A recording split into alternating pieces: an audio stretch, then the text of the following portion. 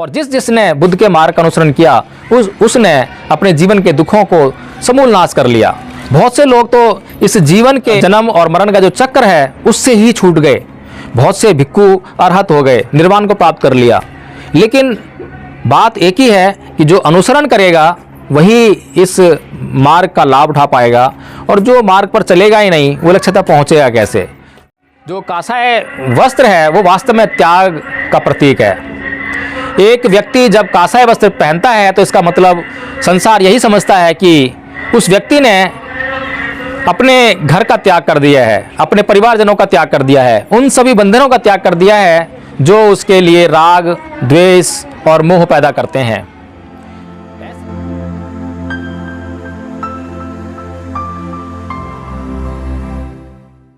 जय भीम, नमो बुद्धाय साथियों। आज फिर से एक वीडियो के साथ में, और मैं उम्मीद करूंगा कि आप मेरे इस चैनल द सैफ्रॉन रिवॉल्यूशन को सब्सक्राइब करें, वीडियो को लाइक करें और शेयर ज़रूर करें। कमेंट करके बताएं कि जो मैंने इस वीडियो में आपसे चर्चा की है वो आपके लिए कितनी महत्वपूर्ण थी और कहाँ कमी रह गई जिसको पूरा करना अभी और ज़रूरी है। तो साथियों, आज चर्चा करूँगा जो आज का दिन है 8 जनवरी, बहुत ही महत्वपूर्ण दिन है। आज के दिन बौद्ध लोगों ने अपना जो झंडा बनाया, जिसे ध्वज कहते हैं, तो आज ध्वज दिवस के रूप में, धम्म ध्वज दिवस के रूप में आज हम सेलिब्रेशन कर रहे हैं। तो सबसे पहले आप सभी को इस धम्म ध्वज दिवस की बहुत बहुत मंगल कामनाएं।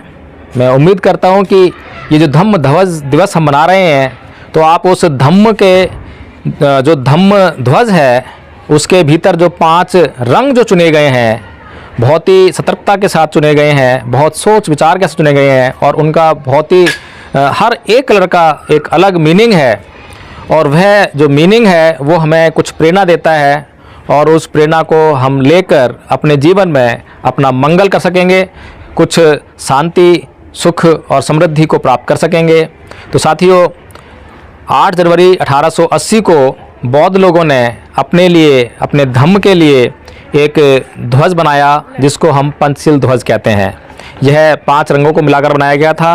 पहला कलर, अगर हम बाएं से दाएं की तरफ चलें तो पहला कलर आता है, इसमें पहला रंग आता है वह है नीला, उसके बाद दूसरा पीला, तीसरा लाल, चौथा सफ़ेद, और 5वां जो रंग है वो है केसरिया, कासाय, सैफ्रॉन। और मुझे सबसे प्यारा जो है वो अंतिम कलर ज़्यादा लगता है, केसरिया, कासाय, सैफ्रॉन कलर। और मैंने इसी के आधार पर अपने चैनल का नाम रखा है द सैफ्रॉन रेवोल्यूशन। इस पर मैं चर्चा बाद में करूँगा अगले वीडियो में, लेकिन आज इस धम्म ध्वज के ऊपर जो मैं चर्चा कर लूँ कि इस धम्म ध्वज के जो एक कलर का क्या मीनिंग है और कैसे ये हमारी ज़िंदगी में प्रेरणादायक साबित हो सकता है। तो पहला जो रंग है वो है नीला। जैसा कि हम जानते हैं कि आकाश जो नीला है और वहीं से ये रंग लिया गया है। आकाश हमें प्रेरणा देता है कि आकाश के नीचे जो हमारी पृथ्वी है, हम अपनी पृथ्वी की बात करेंगे। वैसे तो इस आकाश में जो है बहुत अरबों खरबों पृथ्वियाँ समाई हुई हैं, हम जानते भी नहीं हैं, लेकिन जो हमारी पृथ्वी है यह विषमताओं से भरी पृथ्वी है। यह संसार विषमताओं से भरा हुआ है, यहाँ पर भेदभाव दुनिया भर का है। हमारे देश में ही देख लीजिए, जाति का, धर्म का, भाषा का, क्षेत्र का, और पता नहीं किस किस तरह के भेदभाव यहाँ पर जो है, अमीरी का, गरीबी का, दुनिया भर के भेदभाव यहाँ पे समाये हुए हैं। लेकिन ये आकाश है जिसके नीचे हम लोग सभी बिल्कुल समान रूप से रहते हैं, और ये आकाश किसी के साथ किसी प्रकार का भेदभाव नहीं करता। समता का प्रतीक है ये आकाश।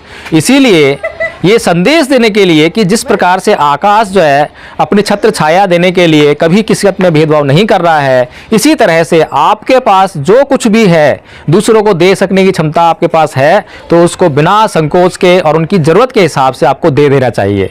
तो ये जो कह सकते हैं कि जो दान की जो भावना है यहाँ से हमें लेनी चाहिए, सीखनी चाहिए।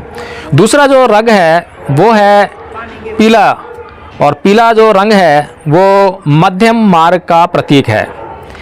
भगवान बुद्ध ने जो मध्यम मार्ग सुझाया, आर्य अष्टांगी मार्ग जिसे कहते हैं, जिसके 8 अंग हैं और हर एक अंग के साथ में एक शब्द लगा हुआ है सम्मा, पाली में सम्मा कहते हैं और हिंदी में सम्यक शब्द कहते हैं। अब ये सम्यक शब्द क्या है? ये सम्यक शब्द बहुत महत्वपूर्ण है और यही बताता है और यही जो है आपको ये संदेश देता है कि ये कैसे मध्यम मार्ग है। सम्यक का मतलब होता है उचित, क्योंकि ये बराबर नहीं है। बराबर कैसे समझेंगे और सम्यक को कैसे समझेंगे, इसके लिए मैं एक उदाहरण देता हूँ कि 5 लोग हैं और 10 रोटियां हैं। जो मैथमेटिक्स का हिसाब लगाने वाले लोग हैं, जो तार्किक लोग हैं, वे तुरंत से ये कहेंगे, उनके दिमाग में 1 सेकंड के अंदर इसका हल आ जाएगा कि 10 रोटियां हैं, 5 लोग हैं, 2-2 रोटी सब में बांट दो तो बराबर बट जाएंगी। ये उनकी दृष्टि में न्याय है। लेकिन बुद्ध इस तर्क से भी ऊपर उठकर जो है बात करते हैं, सम्यक बात करते हैं। और जहाँ सम्यक आ जाता है वहाँ फेयरनेस हो जाती है, जस्टिफिकेशन हो जाता है। और ये क्या जस्टिफिकेशन है, इसको समझने का प्रयास कीजिए। जो 5 लोग हैं और जो रोटियां हैं, रोटियों का संबंध भूख से है। और अगर वे लोग जो 5 लोग जो है वे रोटियां चाहते हैं, इसका मतलब ये है कि उनको भूख है और उनको भूख है तो उनको रोटी मिलनी ही चाहिए। लेकिन साथियों, भूख जो है कम और ज़्यादा भी हो सकती है। यदि किसी व्यक्ति को ज़्यादा भूख है और किसी को कम भूख है और हमने बराबर बराबर रोटियां बांट दी 5 लोगों में, तो जिसको ज़्यादा भूख है वो भूखा रह जाएगा, जिसको कम भूख है उसके पास ज़्यादा रोटी चली जाएगी। यही तो हो रहा है आज संसार में। कुछ लोगों के पास अथाह संपत्ति है जिसकी उनको ज़रूरत भी नहीं है, जो अपनी ज़रूरत में उस संपत्ति को भी लगा नहीं पाते हैं। लेकिन यहाँ इस संसार में बहुत सारे ऐसे लोग हैं जो जीवन भर गरीबी में जीने के लिए मजबूर हैं, जिनके पास खाने तक के लिए पैसे नहीं है, साधन नहीं है। वो भूख के मारे मरने तक के लिए मजबूर हो जाते हैं। तो ऐसे लोगों को उन लोगों से लेकर यदि उनकी भूख शांत की जाए, उनकी ज़रूरत पूरी करी जाए, तो इसको कहते हैं सम्यक आचरण। तो ये शब्द है सम्यक, इसी से निकल के आता है मध्यम मार्ग। 8 अंग हैं, सम्मा दिट्ठि, सम्मा संकप्पो, सम्मा कम्मो, सम्मा आजीव्यो, सम्मा व्यायामो, सम्मा सति, सम्मा समाधि। ये जो 8 अंग हैं, ये 8 अंग एक प्रक्रिया बताते हैं और उस प्रक्रिया में ये बताते हैं कि ना तो आप अति की ओर जाइए और ना आप जो है शून्यता की ओर यानी कम होने की तरफ बढ़िए। कहीं ऐसा ना हो कि कम रह जाए। एक व्यक्ति है जो बहुत आलस पड़ा रहता है, दिन रात आलस करता है। एक व्यक्ति है जो ज़रूरत से अधिक मेहनत करता है, और दोनों ही स्थितियां खतरनाक हैं। ज़रूरत है कि जितनी ज़रूरत है उतना काम किया जाए। अगर व्यक्ति जितनी ज़रूरत है उतना काम करता है तो उसके लिए कभी भी वह स्थिति नुकसानदायक साबित नहीं होगी। यही है सम्यक शब्द का अर्थ जो है। इसी सम्यक शब्द में समाया हुआ है सारा मध्यम मार्ग का अर्थ। इसके अलावा साथियों, जो तीसरा जो रंग है वो है लाल रंग। लाल रंग क्रांति का प्रतीक है। लाल रंग आपके शौर्य का प्रतीक है, आपके ओज का प्रतीक है, आपके त्याग का प्रतीक है, बलिदान का प्रतीक है। और मैं यहाँ पर त्याग बलिदान नहीं लेकर आऊँगा, लेकिन कुछ लोग उसमें जोड़ कर लिख रहे हैं कि बलिदान का प्रतीक है। धर्म की रक्षा करने के लिए बलिदान करने का प्रतीक है। साथियों, धर्म की रक्षा करने के हमें मायने समझने चाहिए। लाल रंग आपको जो है हमेशा कर्म करने के लिए प्रेरित करता है। हमेशा अपने भीतर एक शक्ति विराजमान होने की प्रेरणा देता है कि आपके भीतर जो शक्ति है उसका प्रयोग कीजिए, चलायमान रहिए, रुकिए मत। तो जो हम धर्म की रक्षा की बात कर रहे हैं, हर एक पंथ का आदमी, हिंदू कहते हैं कि हिंदू धर्म खतरे में है, हिंदू धर्म को बचाइए, हिंदू धर्म की रक्षा के लिए बलिदान दीजिए। मुस्लिम कहते हैं कि मुसलमान धर्म खतरे में है, इस्लाम को बचाइए, उसके लिए बलिदान कीजिए, जिहाद कीजिए। ईसाई भी कहते हैं कि ईसाई धर्म जो है खतरे में है, धर्म को बचाइए, रक्षा कीजिए।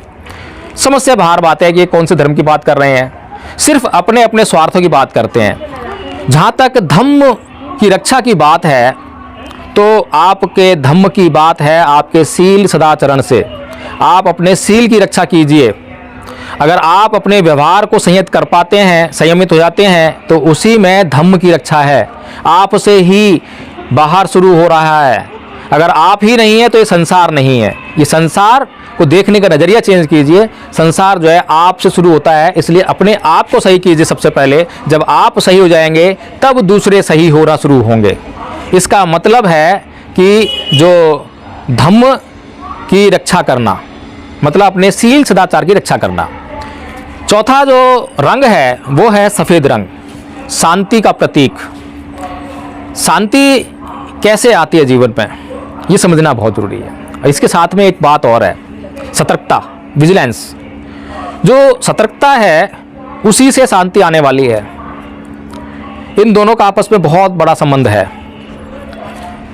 जब हम सफ़ेद कपड़े पहनते हैं तो हम बहुत जागरूक हो जाते हैं, कहाँ बैठना है, कहाँ लेटना है, कहाँ जाना है, कहीं हमारे से कोई ऐसी चीज़ तो टच नहीं होगी जो मैली थी, यानी मैली चीज़ों के संपर्क में नहीं आना है।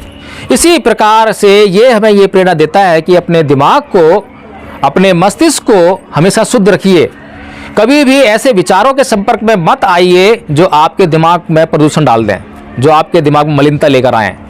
तो मलिनता से दूर रहकर अपने मस्तिष्क को साफ करना, साफ रखना, ये हमें सफ़ेद रंग बताता है। जितना आपका मस्तिष्क शुद्ध होगा उतनी ही शांति आपके भीतर वास करेगी। जो शांति है वो आपके भीतर है, आपके बाहर नहीं है। और बुद्ध ने इस पर एक गाथा भी कही है कि न प्रेसंग विलोमानी न प्रेसंग कथा कतंग अतनो वे अवेख्य कतानी अकतानी च। यानी कि ना तो ये देखिए कि दूसरे क्या कर रहे हैं और ना ये देखिए कि दूसरे क्या नहीं कर रहे हैं। हमेशा ये देखिए कि आप क्या कर रहे हैं और क्या नहीं कर रहे हैं।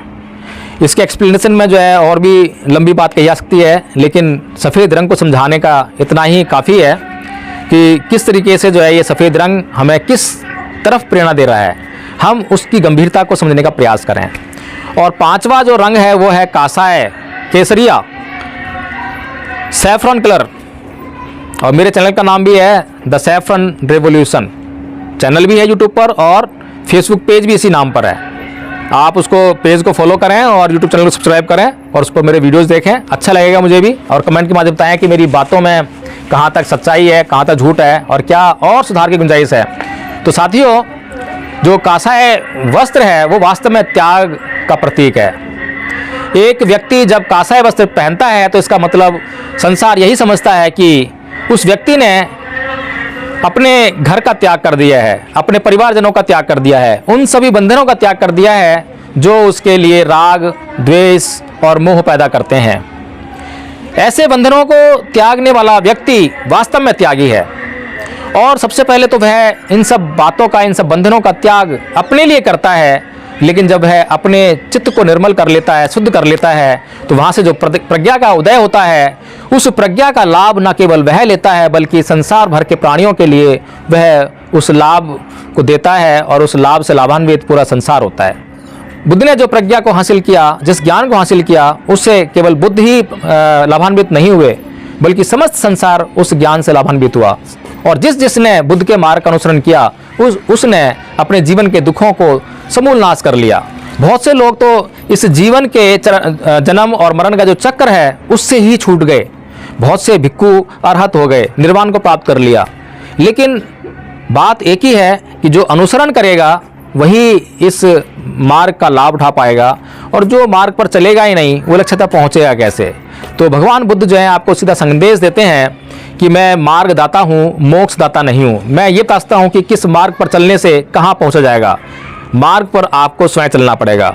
तो साथियों, आज धम्म ध्वज दिवस की फिर से आपको एक बार मंगल कामनाएं, और उम्मीद करता हूँ कि जो चर्चा हमने की है वो आपके लिए लाभकारी सिद्ध होगी। जय भीम, नमो बुद्धाय।